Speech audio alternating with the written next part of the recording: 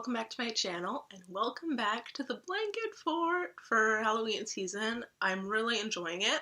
Today, though, we actually have some, try not to spill it, we have some tea in my fabulous face mug. I can't remember where it's from. Well, it was a Christmas gift, but I can't remember the reference. I have some chocolate, and we have some Yum Earth snacky snacks. Okay, so today we are going to be talking about my 3 favorite movies for the decades of 1930s, 40s, and 50s. Let's get started with the 30s.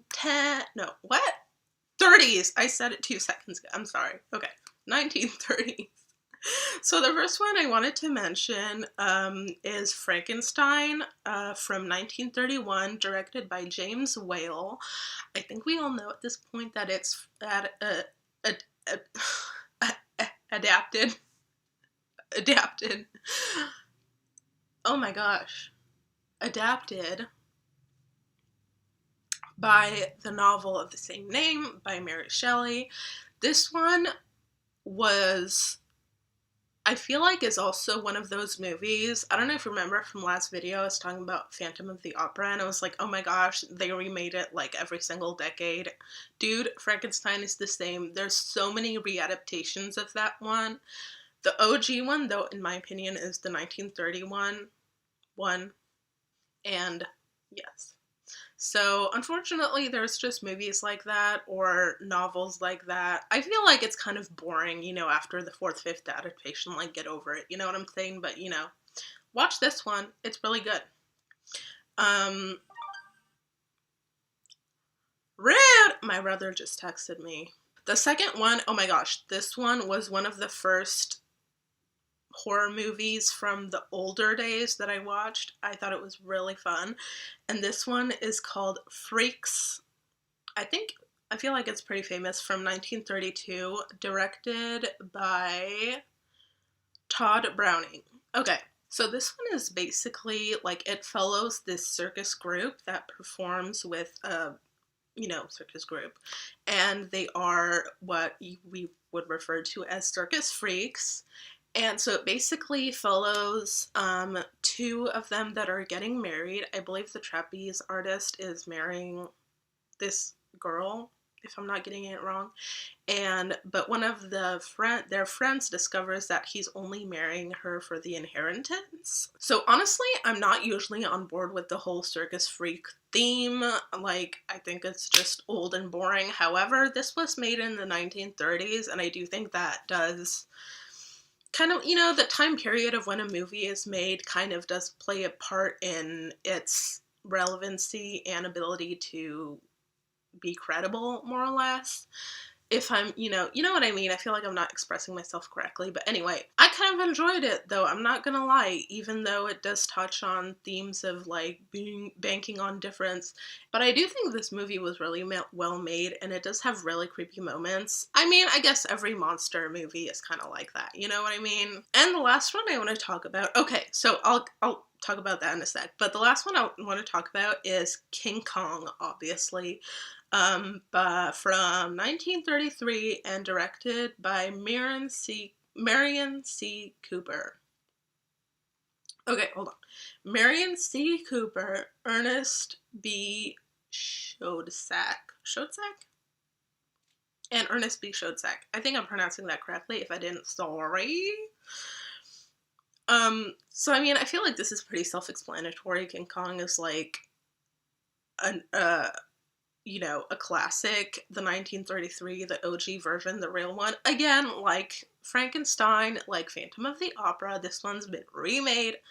I think, like, there's been like 20 bajillion spin-offs of it. I noticed when I was looking through the horror movies that I've seen from the 1930s, I'm not claiming to have seen all of them, okay, but like, I just noticed that there was a lot of monster horror, like monsters attacking people horror, and I'm like, like, there was also Frankenstein's Bride, there was, Werewolf of London, there was Dracula.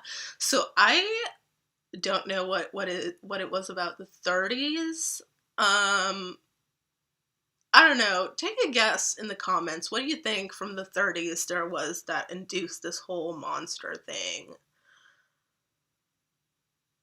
Oh my gosh, I feel stupid. I'm pretty good at history usually, but it's like I can't think of anything off the top of my head. But anyway, like, there's always been monster horror, but for some reason the 30s is like really going for it, Okay, moving on to the 1940s. So, the first one I want to mention, I think, by the way, of all decades, the 1940s was the one for which I've seen the least horror movies. I don't know what that's all about. I'm gonna try to fix that. Pinky swear. Okay, so the first one I wanted to mention was I Walked with a Zombie. This one is from 1943 and directed by Jacques Tourneur. So this one is basically about a nurse in the Caribbean that turns to voodoo to help her heal one of her patients. And as you can imagine, I Walked with a Zombie. We kind of figured how that one goes.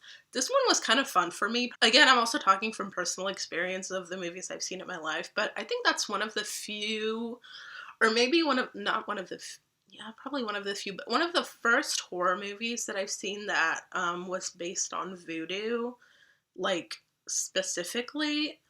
So I thought that was pretty interesting, and oh my goodness, the lighting in this movie is glorious. I mean, the second one I want to mention is The Body Snatchers from 1948 and directed by Robert Wise. Okay, so this one, not to confuse with Invasion of the Body Snatchers. This one is just The Body Snatchers, and it follows, it's set in England, and we're specifically, Edinburgh, and it basically follows this kind of lower class gravedigger who kind of partners with this more upper class dissector. So basically they end up partnering together to kind of like dissect human bodies and uncover all the mysteries to find out all, the medical potentials and stuff. So I thought it was a fun movie. Also, going back to that historical, noticing what's going on, we all know what happened in the 1940s, okay? And I'm just getting real Mengele vibes from this movie. It's interesting because when you watch movies from that time period, you can really see the mark that Nazis made on history. I mean, we all know what happened in the 40s. It's just, I've said it a million times, I'll say it again, I love seeing real historical events unfold through art. I'm not gonna lie, as mentioned before, the 1940s was the decade for which I've seen the least amount of horror movies, so I only had 2 to recommend for this one that I've seen personally.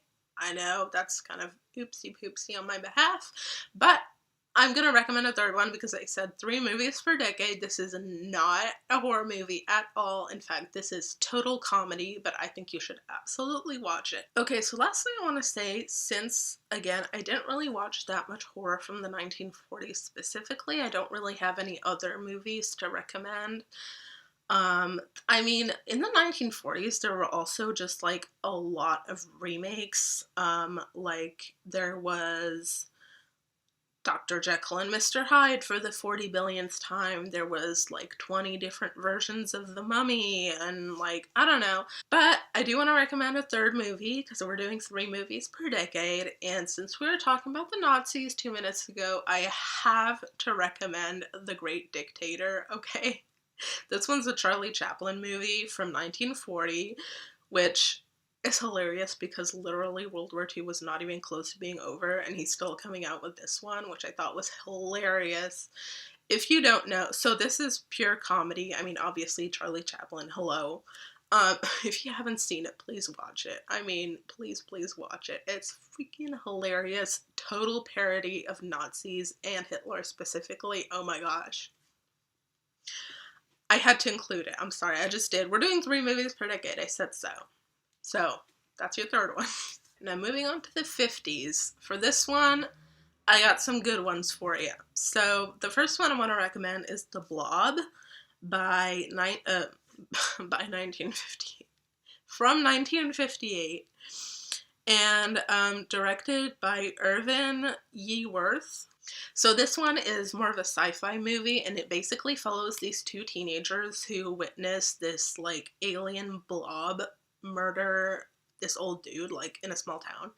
And so they try to warn the police officer and like the authorities, and no one believes them because they're, you know, those kids, the scraggly kids, you know, the scraggly teens from high school or whatever. And so, as you guessed, the blob takes over and starts eating everyone, and it's kind of cool. It's fun. The next one I want to recommend. This one, oh my gosh, was super fun. It's called It Came From Beneath the Sea, and it's from 1955 and directed by Robert Gordon.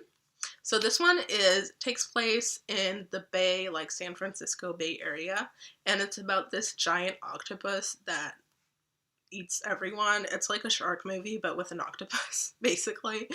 And it is so fun. It's kind of like one of those horror movies where it's like, it's neither good nor bad, but it's just a good, like, takeout movie night movie, you know what I mean?